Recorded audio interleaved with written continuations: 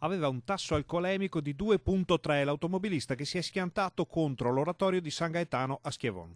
Oltre 4 volte il limite imposto dalla normativa per potersi mettere al volante. E infatti puntualmente il 47enne ha perso il controllo del suo SUV nell'ampia semicurva all'altezza della chiesetta sulla provinciale 248.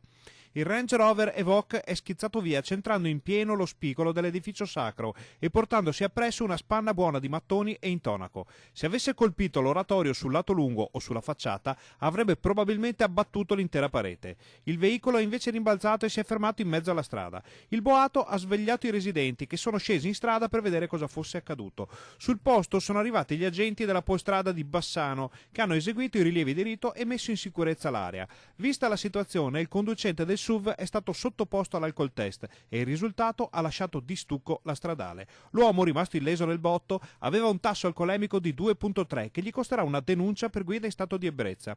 Via la patente naturalmente e via pure l'auto o quel che ne resta. Il Range Rover è infatti andato quasi disintegrato nella carambola che per fortuna non ha coinvolto altri veicoli o pedoni.